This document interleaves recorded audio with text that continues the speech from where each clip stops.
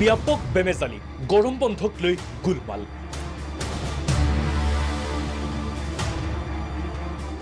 মন্ত্ৰীয়ে ক'লে 25 জুনৰ পৰা 25 জুলাইলৈ গৰম বন্ধ বিপদত পৰিল ৰাজ্যৰ শিক্ষক সমাজ শিক্ষাৰ্থী একেদিনাই তিনিটা বিষয়ৰ পৰীক্ষাত বহিবলগীয়া হ'ল ছাত্ৰ ছাত্ৰী ৰাজ্যৰ অপৰিৱৰ্তিত বান পৰিস্থিতিক লৈ শিক্ষামন্ত্ৰী ৰণোজ পেগুৰ তাৎক্ষণিক সিদ্ধান্ত 25 জুনৰ পৰা 25 জুলাই হ'ল এইবাৰৰ গৰম বন্ধ শিক্ষামন্ত্ৰীৰ এনে সিদ্ধান্তৰ পিছতেই এতিয়া বিপাঙত ৰাজ্যৰ শিক্ষক সমাজ বিপাঙত পৰিছে শিক্ষাৰ্থীসকলো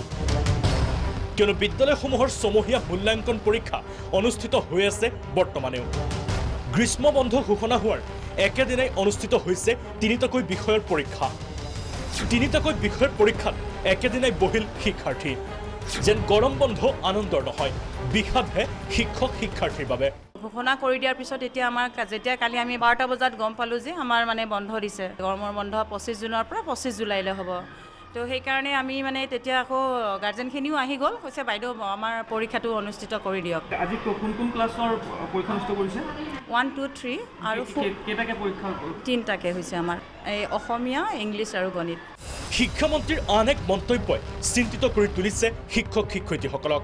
একাংশৰ পৰা প্ৰতিক্ৰিয়া আহিছে কিন্তু ঘটনাটো হ'ল শিক্ষা এক নিৰবিচ্ছিন্ন প্ৰক্ৰিয়া শিক্ষক ছাত্ৰ ছাত্ৰীৰ সম্পৰ্কটো এটা কণ্টিনিউৱাছ নিৰবিচ্ছিন্ন সম্পৰ্ক হ'ব লাগে গতিকে গৰম বন্ধত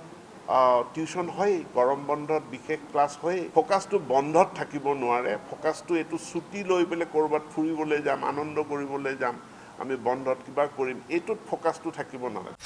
মানে নামত বন্ধ হাতে কামে বিদ্যালয় খোলা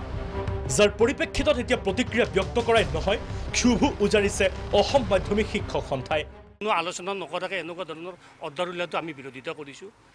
আমি বিৰোধিতা কৰিছোঁ এইটো কাৰণে যে আমি আজি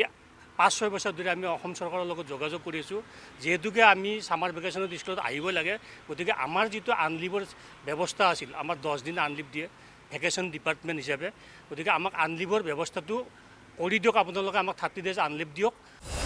আনফালে অনুৰূপ ধৰণৰ শিক্ষা বিভাগৰ এক জাননীয়ে 4খন জিলাৰ শিক্ষকসকলক পেলাইছে বিপাঙত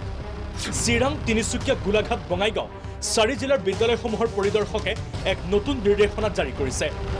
নিৰ্দেশনা অনুসৰি গৰম বন্ধত এইকেইখন জিলাত বিদ্যালয়ত অৰ্ধ পাঠদান